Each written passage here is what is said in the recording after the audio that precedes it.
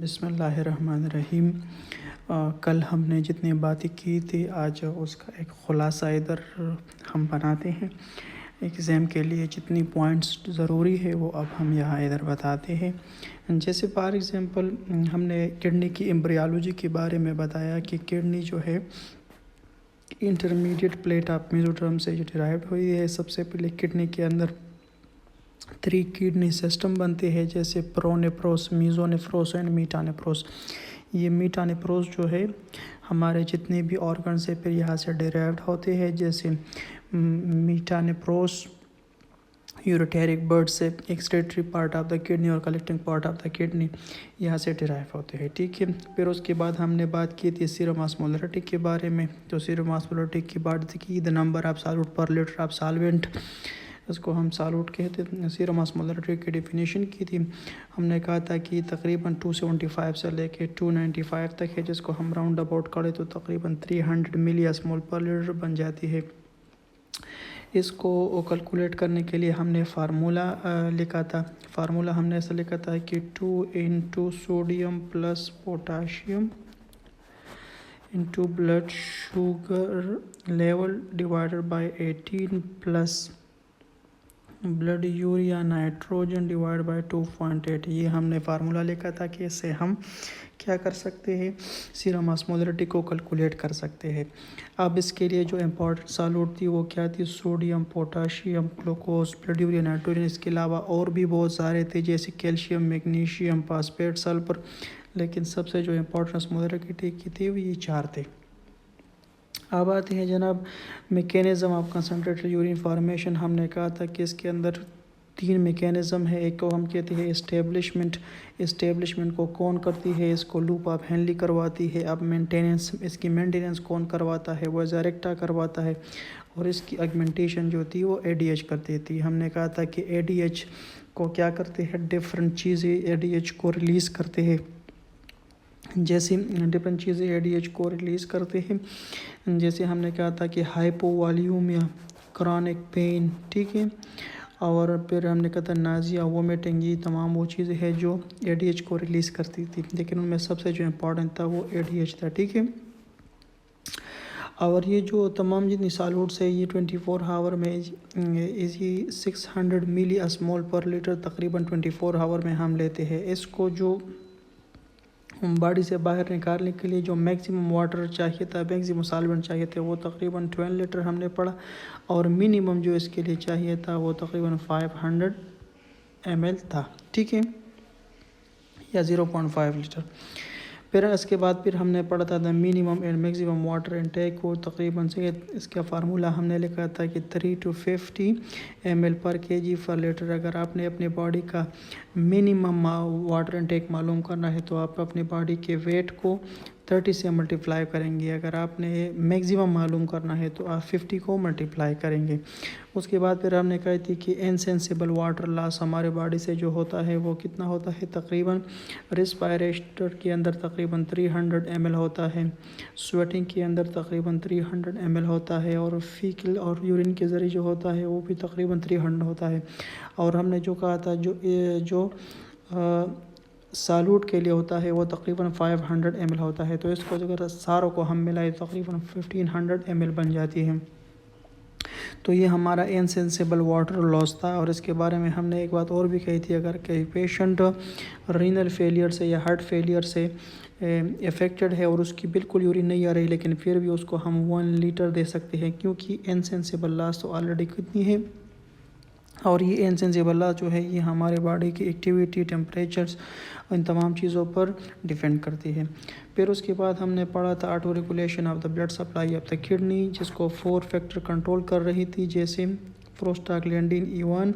Prostaglandin E1 क्या करता है, ये एराशोडोनिक मेटाबोलाइट्स हैं और ये हमारी एफरेंट आर्टिकल को डायलेट करती है। उसके बाद फिर हमने कहा था डोपामिन। डोपामिन क्या थे कि एफरेंट आर्टिकल के स्मूथ मसल के ऊपर D1 रिसेप्टर है, ये D1 रिसेप्टर को स्टिमुलेट करती है और ये एफरेंट आर्टिकल को डायलेट करते हैं, जिससे ब्लड सप्लाई टू किडनी बढ़ जाती है।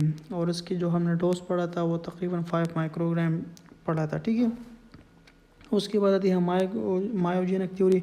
मायोजेनिक थ्योरी में हमने पढ़ा था कि फ्रैंक स्टार्लिंग लॉ हमने पढ़ी थी। फ्रैंक स्टार्लिंग लॉ हमें बताती है कि हम अगर किसी चीज़ को फॉर एग्जांपल या किसी इसको अगर हम डायलेट करें क्यों एक लिमिट तक, तो ये जितनी डायलेट होती है दोबारा अपनी पोजीशन तक आ सकती है, ठीक है। हाइपोटेंशन में क्या होता है, एफरेंट आर्टियोल जो है वो डायलेट होते हैं, ब्लड सप्लाई टू किडनी बढ़ जाती है। और हाइपरटेंशन के अंदर क्या होती है, एफरेंट आर्टियोल की कंस्ट्रक्शन हो जाती है जिससे blood supply to the kidney कम होती है, लेकिन ये एक लिमिट तक। जब भी हाइपोटेंशन सिस्टोलिक ब्लड प्रेशर 80 और 120 के दरमियान होगा तब ये मैकेनिज़्म होगा। जब भी सिस्टोलिक ब्लड प्रेशर 120 से लेके 200 मिलीमीटर ऑफ मरकरी होगा तब ये मैकेनिज़्म होगा, ठीक है। जब भी मोर देन 200 होगा तो ये मैकेनिज़्म काम नहीं करेगा। जब भी लेस देन 80 होगा तब ये मैकेनिज़्म काम नहीं करेगा। इसको कहते हैं हम मायोजेनिक थ्योरी। फिर हमने पढ़ा था ट्यूबुलो फीडबैक, जिसको हम जेजी अपरेटस भी कहते थे, रास सिस्टम भी कहते हैं, humoral control of blood pressure भी कहते हैं। ये एक ही चीज़ के 4 नाम थे, कल हमने पढ़ा था। इसके अंदर क्या होता है, जब भी हाइपोटेंशन होती है जीएफआर कम होता है, स्लो फिल्ट्रेट होती है, सारे जो sodium, potassium, chloride, magnesium, calcium, ये तमाम चीज़ें एसेंडिंग लूप आप फैलने से रीअब्ज़ॉर्ब होते हैं। जैसे रीअब्ज़ॉर्ब होते हैं तो फिल्ट्रेट के अंदर क्या होती है, सोडियम की लेवल कम होती है। सोडियम की लेवल कम होती है तो ये मैकुला डेंसा को स्टिमुलेट करती है। मैकुला डेंसा आगे जे सेल को स्टिमुलेट करता है। जे सेल से रेनिन रिलीज होती है। रेनिन से क्या होता है, ये एंजियोटेंसिन को एंजियोटेंसिन 1 में कन्वर्ट करता है।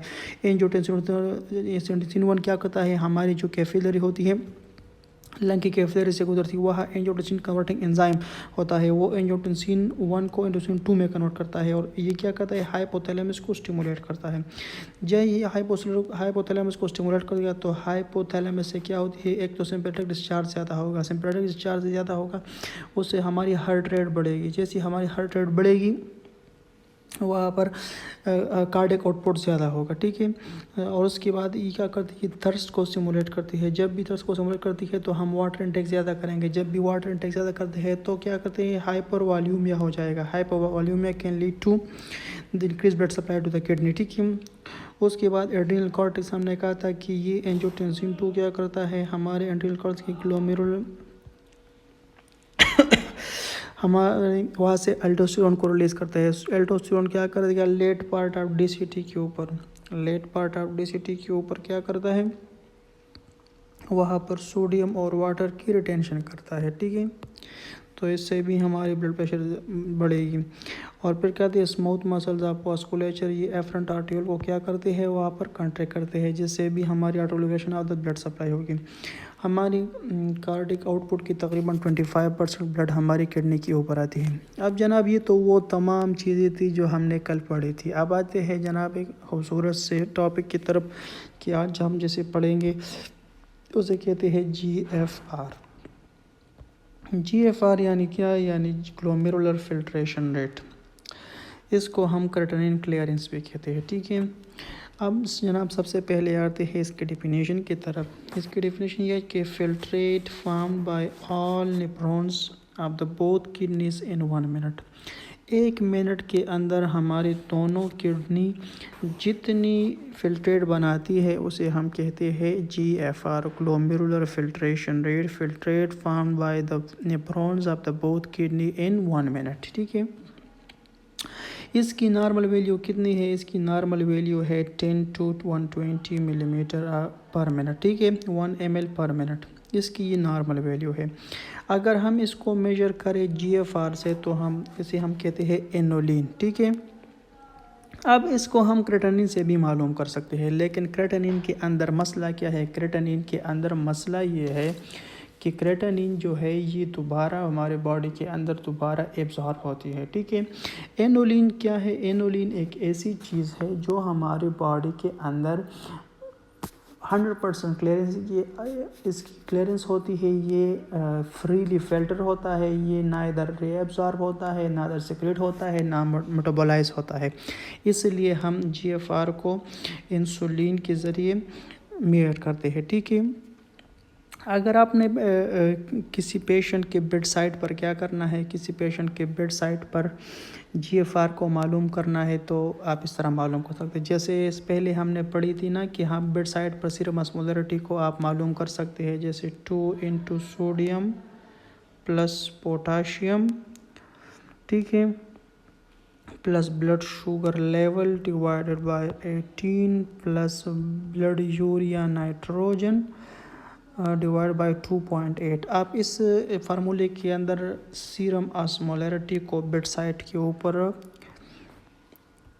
कैलकुलेट कर सकते हैं। इसी तरह हमारे साथ जीएफआर के लिए भी एक फार्मूला है कि 140 माइनस एज, ठीक है, multiply by weight in KG divide by 72 multiply by serum creatinine, ठीक है। अगर इसके अंदर हम वैल्यू ऐड करेंगे 140 माइनस फॉर एग्जांपल किसी की एज 20 है तो उसको, और उसकी वेट तकरीबन 72 एज है, तो हम इसको मल्टीप्लाई करेंगे, फिर 72 को मल्टीप्लाई करेंगे सीरम क्रेटिनिन से। सीरम क्रेटिनिन की नॉर्मल वैल्यू जो हमारे साथ है 0.5 टू 1.5 मिलीग्राम पर डिसीलीटर है, ठीक है। अगर हम इसकी वैल्यू ऐड करें तकरीबन 120 ml आती है, ठीक है। इसको हम कैलकुलेटेड जीएफआर कहेंगे और इसको कैलकुलेटेड क्रेटिनिन क्लियरेंस भी हम कहते हैं। लेकिन ये फार्मूला किस लिए क्या काम आता है? इसलिए काम आता है कि जब भी आप किसी पेशेंट को कोई ड्रग डिस्क्राइब करेंगे लेकिन उसका साइड इफ़ेक्ट क्या होगा, उसका साइड इफ़ेक्ट ये होगा कि वो क्या करता है, वो रीनल फेलियर करता है। तो आप उसको मालूम करने के लिए रीनल डोज एडजस्टमेंट के लिए आप जीएफआर को कैलकुलेट कर सकते हैं। फॉर एग्ज़ाम्पल इधर मैंने एक मिसाल लिखी है आप लोग के लिए कि मेटफॉर्मिन क्या है? ये एक हाइपोग्लाइसेमिक ड्रग है जो ओबेसिटी के अंदर क्या है, जो ओबेसिटी के अंदर ड्रग ऑफ चॉइस है, ठीक है। तो मेटफॉर्मिन किताबों के अंदर लिखा है कि metformin is contraindicated in renal failure के पेशेंट में ये कॉन्ट्राइंडिकेट है। अगर आप लेपन कार्ड उठा रहे तो उधर लेपन कार्ड में ये बात लिखी हुई है। बट इन प्रैक्टिकल में अगर आप देखें तो CRF के पेशेंट को मेटफॉर्मिन मिल रही होती है। तो इसका आंसर ये है कि मेटफॉर्मिन को जो कॉन्ट्राइंडिकेटेड है आप उसको उस वक्त नहीं दे सकते जब आपका GFR लेस देन 30 होगा, ठीक है। अगर आप मोर देन 30 होगा तो आप मेटफॉर्मिन दे सकते हैं। तो ये जो रीनल डोज एडजस्टमेंट है, ठीक है, रीनल डोज एडजस्टमेंट है, आप इसको कर सकते हैं GFR के ज़रिए। GFR को आप बेड साइड पर इसी फार्मूले के साथ मालूम करेंगे, ठीक है। अब जनाब आते हैं GFR decline after the age of 20 at the rate of 1 ml per litre. आपको पता है कि वक्त के साथ हमारी सारी जो ऑर्गन्स है वो स्लो काम करना छोड़ देती है। तो अगर आपकी उम्र 20 साल से अबव है तो हर साल आपका जो GFR है वो 120 पर 100 से लेके 120 ml पर मिनट जो है वो हर साल 1 ml पर ईयर डाउनवर्ड हो जाती है, ठीक है। In the case of diabetic nephropathy हर साल तकरीबन 4 ml पर ईयर कम हो जाते हैं। फॉर एग्ज़ाम्पल अगर कोई पेशेंट है, अगर उसको 20 साल की उम्र में डायबिटीज़ हो गई है, ठीक है, तो हर साल नॉर्मल का तो 1 ml पर ईयर कम होना था, ठीक है, और इसकी 4 ml पर ईयर होता है। तो इट मीन्स कि अगर फॉर एग्ज़ाम्पल कोई पेशेंट है और उसकी फॉर एग्ज़ाम्पल कोई पेशेंट है उसको डायबिटीज़ मेलाइटस हुई है मगर उसकी जो ग्लाइसीमिया है वो अनकंट्रोल है, जो अनकंट्रोल है तो उसको 10 ईयर के अंदर क्या होगी, डायबिटिक नेफ्रोपैथी प्रोड्यूस होगी।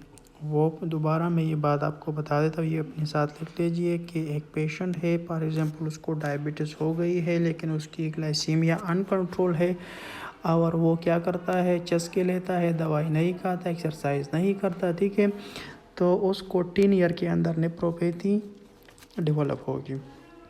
अब जनाब आते हैं grading of chronic renal failure based on the value of GFR, ठीक है। GFR के वैल्यू के ऊपर CRF की ग्रेडिंग करते हैं। आप इसको नीचे से याद करें तो बड़ी आसान हो जाती है, ठीक है। ग्रेड 5 कौन सी है? जब भी लेस देन 15 ml पर मिनट हो जाए इसको हम कहते हैं एंड स्टेज रीनल डिजीज। जब भी GFR लेस देन 15 ml पर मिनट हो जाता है इसे हम कहते हैं and stage renal disease ERSDH। ये क्या है? ये हमारे पास CRF ग्रेड 5 है। जब भी 15 और 30 के दरमियान हो उसे हम ग्रेड 4 कहेंगे। जब भी 30 और 60 के दरमियान हो ग्रेड 3 कहेंगे। जब भी 60 और 90 के दरमियान हो ग्रेड 2 कहेंगे। जब भी 90 और 120 के दरमियान हो तो ग्रेड 1 कहेंगे। ठीक है, 90 और 120 के दरमियान हो ग्रेड 1, 60 और 90 के दरमियान ग्रेड 2, 30 और 60 के दरमियान ग्रेड 3, 15 और 30 के दरमियान ग्रेड 4 और लेस देन 15 ग्रेड 5। ठीक है, फैक्टर अफेक्टिंग GFR। ठीक है, अब GFR को मुख्तलिफ़ चीज़ें अफेक्ट करती है। ठीक है, अगर आप देखें तो ये क्या है? ये हमारे पास आर्टेरियोल है, ये वेन्यूल है। ठीक है, इन दोनों को मिलाने के लिए जो चीज़ है उसे हम कैपिलरी कहते हैं। इसके अंदर हाइड्रोस्टैटिक प्रेशर है। हाइड्रोस्टैटिक प्रेशर फ्लूइड को ब्लड वेजल से बाहर निकालना चाहती है। ठीक है, अब ये कितनी है? ये 60 मिलीमीटर ऑफ मरकरी है एट्रिकम। कैपिलरी के अंदर 30 है और वेन्यूल के अंदर 4 मिलीमीटर ऑफ मरकरी है। ठीक है,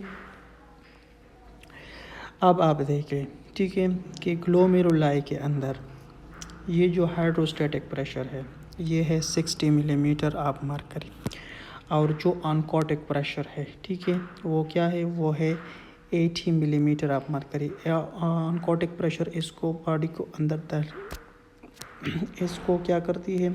ब्लड वेजल्स को यहाँ पर इसको ठहरना चाहती है। बोमेन कैप्सूल के अंदर, बोमेन कैप्सूल के अंदर जो क्या है? जो हाइड्रोस्टैटिक प्रेशर है वो तकरीबन 10 मिलीमीटर ऑफ मरकरी है। ठीक है, और उसके अंदर जो ऑनकोटिक प्रेशर है वो 0 है। ठीक है, वो तमाम चीज़ें जो एफरेंट आर्टेरियोल को डायलेट करती है ये GFR को बढ़ाएगी। वो तमाम चीज़ें जो एफरेंट आर्टेरियोल को डायलेट करेगी वो GFR को कम करेगी। ठीक है, तो आप याद रखें इधर कि ग्लोमेरुलस के अंदर हाइड्रोस्टैटिक प्रेशर जो है वो 60 मिलीमीटर ऑफ मरकरी है और ऑनकोटिक प्रेशर 28 है। और बोमेन कैप्सूल के अंदर hydrostatic pressure 10 millimetre of mercury है और ऑनकोटिक प्रेशर क्या है? 0 है। वो तमाम चीज़ें जो एफरेंट आर्टेरियोल को डायलेट करती है वो हमारे GFR को बढ़ाएगी। वो तमाम चीज़ें जो एफरेंट आर्टेरियोल को डायलेट करेगी वो हमारे GFR को डिक्रीज़ करेगी। अब GFR एफरेंट आर्टेरियोल को कौन सी ऐसी चीज़ें हैं जो हमारे एफरेंट आर्टेरियोल को डायलेट करती है? सबसे पहले प्रोस्टाग्लैंडिन E1 जो पहले हमने पढ़ा, डोपामिन जो इसके ऊपर T1 रिसेप्टर है इसको स्टिमुलेट करती है, डायलेट होता है, पहले हमने पढ़ा। अब ऐसे ड्रग है जैसे कहते हैं डाईहाइड्रोपायरिडीन कैल्शियम चैनल ब्लॉकर, जिसकी है अमाइलोडीन, निफेडेफिन। ठीक है, तो ये तमाम चीज़ें क्या करती है? ये एफरेंट आर्टेरियल को डायलेट करती है। जब भी एफरेंट आर्टेरियल डायलेट होगा हमारा GFR बढ़ेगा, यहाँ से फिल्ट्रेशन ज़्यादा होगी। अगर किसी पेशेंट के अंदर फॉर एग्जांपल प्रोटीन यूरिया चल रही है, ठीक है, प्रोटीन यूरिया चल रही है तो ये यहाँ पर जो एफरेंट आर्टेरियल डायलेट होगा GFR ज़्यादा बनेगा, फिल्ट्रेट ज़्यादा बनेगा, फिल्ट्रेट ज़्यादा बनेगा, प्रोटीन ज़्यादा लॉस होगा। जब प्रोटीन ज़्यादा लॉस होगा तो यहाँ पर ये कंसेप्ट होता है कि डाईहाइड्रोपायरिडीन कैल्शियम चैनल ब्लॉकर क्या करती है? ये प्रोटीन यूरिया को और भी वर्स करती है। ठीक है, अब जनाब आते हैं इनर्वेशन ऑफ एफरेंट आर्टेरियोल। अब ये जो एफरेंट आर्टेरियोल है इसको इनर्वेशन कहाँ से आई है? इसको दो किस्म की इनर्वेशन आई है। इसको हम कहते हैं सिंपैथेटिक, दूसरे होते हैं पैरासिम्पैथेटिक। ठीक है, आपको पता है कि पैरासिम्पैथेटिक क्या रिलीज़ करता है? नॉरएपिनेफ्रिन और एपिनेफ्रिन रिलीज़ करते हैं। तो ये क्या करते हैं? They are vasoconstriction. ये क्या करती है? ये एफरेंट आर्टेरियोल को कंस्ट्रक्ट करती है। जब भी एफरेंट आर्टेरियोल कंस्ट्रक्ट होंगे तो हमारा GFR क्या होगा? डिक्रीज होगा। अब इसकी जो पैरासिम्पैथेटिक ब्लड सप्लाई है, पैरासिम्पैथेटिक सप्लाई आपको पता है कि it will release acetyl choline. जब भी एसिटाइल कोलिन रिलीज होता है तो ये क्या होगा? ये डायलेट होगा। जब ये डायलेट होगा तो क्या करता है? GFR को ये इंक्रीज़ करता है। तो आप इस तरह याद करें कि sympathetic nervous system will decrease GFR, parasympathetic nervous system will increase GFR. Epinephrine will decrease GFR, acetylcholine will increase GFR. ठीक है। अब जनाब हमारे पास ऐसी ड्रग है जो नेप्रोपैथी काज करती है, मशहूर ज़माना उसके अंदर क्या है, उसके है अमाइनोग्लाइकोसाइड्स जो आपको पता है एंटीबायोटिक है। एम्फोटेरासिन बी है जो एक एंटीफंगल ड्रग है, और एक विंकोमाइसिन है जो एंटीबायोटिक है, which is a drug of choice for the methicillin resistance staphylococcus aureus, ये इसके लिए ड्रग ऑफ चॉइस है। अब क्वेश्चन ये बनता है कि अगर फॉर एग्जांपल कोई पेशेंट है, सीरियस पेशेंट है, इसकी डिजीज़ से सफ़र कर रहा है, फॉर एग्जांपल कोई पेशेंट है वो MRSA से सफ़र कर रहा है, ठीक है, तो उसके पेशेंट में हम क्या विंकोमाइसिन नहीं देंगे, तो आपका जवाब होगा देंगे, मगर कैसे देंगे। This drug can be given with renal dose adjustment, तो हम इसको रीनल डोज एडजस्टमेंट के साथ देंगे। अब रीनल डोज एडजस्टमेंट को के लिए क्या करेंगे, हम GFR को मालूम करेंगे। GFR को मालूम करने के लिए हमने फार्मूला बोला था कि 140 माइनस एज प्लस वेट इन केज। बिस्मिल्लाहिर्रहमानिर्रहीम। अब हम पढ़ेंगे forces acting on GFR। Glomerular filtration rate के ऊपर जितनी फोर्स इफेक्ट करती है, अब उसको हम पढ़ेंगे। पहले भी हमने बताया था कि हाइड्रोस्टैटिक प्रेशर किसे कहते हैं। The pressure produced by the fluid against a surface, the pressure which forces fluid out of the glomerulus या बोमेन कैप्सूल, ठीक है। ऑनकोटिक प्रेशर किसे कहते हैं। Osmotic pressure, osmotic pressure produced by a large molecule protein albumin in solution, ठीक है। तो आसान लफ्ज़ों में अगर मैं आपको समझाऊँ तो फॉर एग्जांपल ये एक ब्लड वेजल्स है और इसके अंदर क्या जा रही है, फ्लूइड जा रही है। ये फ्लूइड फोर्स लगाती है कि इस मीडियम से बाहर निकले, उस फोर्स को हम कहते हैं हाइड्रोस्टैटिक प्रेशर, ठीक है, या हाइड्रोस्टैटिक फोर्स। अब ये ब्लड वेजल्स की वॉल फोर्स लगाती हैं कि ये जो ब्लड है ये इसके अंदर ही रहे और फ्लो करे, इसको कहते हैं अनकोटिक प्रेशर, ठीक है। ये अनकोटिक प्रेशर किस चीज़ की वजह से, प्रोटीन की वजह से, और प्रोटीन में जो सबसे सरकर्दा प्रोटीन है वो कौन सी है, वो एल्ब्यूमिन है। अच्छा, अगर hydrostatic pressure in glomerulus 60 milligram और अनकोटिक प्रेशर इन बोमेन कैप्सूल 0 होगा, तो क्या होगा, तब GFR बढ़ेगा, ठीक है, क्योंकि ज़्यादा से फ्लूइड GFR के अंदर रहेगा, जितना ग्लोमेरुलस के अंदर रहेगा ज़्यादा फ्लूइड, जितना उनके अंदर रहेगा उधर GFR ज़्यादा होगा। Oncotic pressure glomerulus 28 millimetre of mercury and hydrostatic pressure of the Bowman capsule is 10 milligram. Bowman capsule के अंदर हाइड्रोस्टैटिक प्रेशर कम होगा और ग्लोमेरुलाई के अंदर क्या होगी, और कॉटिक प्रेशर ज़्यादा होगा, तो इट मीन्स कि ग्लोमेरुलाई से फ्लूइड निकलेगी, जब फ्लूइड निकलेगी तो GFR कम होगा, ठीक है। अब आते हैं इसकी नेट फिल्ट्रेशन फोर्स की तरफ 6, तो इसको नेट फिल्ट्रेशन फोर्स हम इस तरह मालूम करते हैं कि 60 + 0 = 0, 28 + 10 38, 60 - 38 22 मिलीमीटर मरकरी। तो इसका जो नेट फिल्ट्रेशन फोर्स है वो क्या है, वो है 22 मिलीमीटर ऑफ मरकरी। अब जनाब आते हैं ग्लोमेरुलाई। अब पढ़ते हैं उन कंडीशंस को जो GFR को इंक्रीज़ करते हैं, ठीक है। अब GFR को कौन सी चीज़ इंक्रीज़ करती है, डोपामिन इंक्रीज़ करता है, क्योंकि एफरेंट आर्टिकल के ऊपर D1 रिसेप्टर है, उसको स्टिमुलेट करता है, वो डायलेट होती है, जिससे क्या होता है, increase blood flow to the kidney होता है। जितना ब्लड ज़्यादा होता है उतना GFR भी ज़्यादा होता है, ठीक है। अब आते हैं जनाब प्रोस्टाग्लैंडिन E1 की तरफ। प्रोस्टाग्लैंडिन E1 क्या करता है, ये आर्शेडोनिक मेटाबोलाइट्स है, ये भी एफरेंट आर्टिकल को डायलेट करती है, जैसे उसको डायलेट करेगी तो GFR बढ़ेगा। एंजियोटेंसिन 2 भी यही काम करता है। डाइहाइड्रोपायरिडीन कैल्शियम चैनल ब्लॉक कर ये क्या करती है, ये भी एफरेंट आर्टिकल को डायलेट करती है। इसकी मिसाल एम्लोडोपिन, फेराडोपिन, निप्रोडोपिन, और ये मैंने पहले भी आपको समझाया कि ये प्रोटीनूरिया को वर्स करती है, ठीक है। अब जनाब आते हैं condition in which GFR will decrease, वो कंडीशन जिसके अंदर GFR क्या होती है, ख़त्म होती है, कम होती है, ख़त्म नहीं होती, सॉरी डिक्रीज होती है, ठीक है। Intense sympathetic discharge, for example जब भी हमारे बॉडी के अंदर एपिनेफ्रिन ज़्यादा होगा, एपिनेफ्रिन कब ज़्यादा होगा, जब हाइपोवॉल्यूमा होगा, वोमिटिंग होगी, डायरिया होगा, ठीक है, ब्लड लॉस होगा, बर्न होगा। तो जब भी सिम्पैथेटिक डिस्चार्ज ज़्यादा होगा तो एपिनेफ्रिन रिलीज होगा। एपिनेफ्रिन क्या करेगा, ये कंस्ट्रक्ट करेगा एफरेंट आर्टियोल को। ये पहले भी मैंने समझा दिया कि सिम्पैथेटिक नर्वस सिस्टम आई है यहाँ पर और पैरासिम्पैथेटिक आई है। सिम्पैथेटिक एपिनेफ्रिन को कंस्ट्रक्ट करेगी, एसिटाइलकोलिन को डायलेट करेगी। जब भी कोई यूरिटरी ऑब्स्ट्रक्शन होगा या यूरिनरी प्रॉब्लम होगा तो हाइड्रोस्टैटिक इंक्रीज होगा बोमेन कैप्सूल के अंदर। बोमेन कैप्सूल के अंदर जब भी हाइड्रोस्टैटिक प्रेशर इंक्रीज होगा तो जीएफआर डिक्रीज होगा, ठीक है। अब हमारे पास ऐसी ड्रग्स है जो जीएफआर को क्या करती है, जीएफआर को डिक्रीज करती है। किस तरह, ये एफरेंट आर्टियोल है, ये इफरेंट आर्टियोल है, तो वो क्या करती है, वो एफरेंट आर्टियोल को डायलेट करती है ताकि जो ब्लड यहाँ आए वो आसानी से यहाँ से निकल सके, ठीक है। तो वो कौन सा ड्रग है, वो है एंजियोटेंसिन रिसेप्टर ब्लॉकर, ठीक है। ऐसी इनहिबिटर्स है AR80 एंजियोटेंसिन रिसेप्टर ब्लॉकर है, एंजियोटेंसिन कन्वर्टिंग एंजाइम इनहिबिटर है और नॉन हाइड्रोपायरिडिन कैल्शियम चैन ब्लॉकर है, जैसे डिल्टाजिम ओवेरापामिल। ये क्या करती है, ये इसको डायलेट करती है, ये एफरेंट आर्टियोल को डायलेट करती है। अब चौथी ड्रग हमारे पास है NSAID, non steroidal anti inflammatory drug.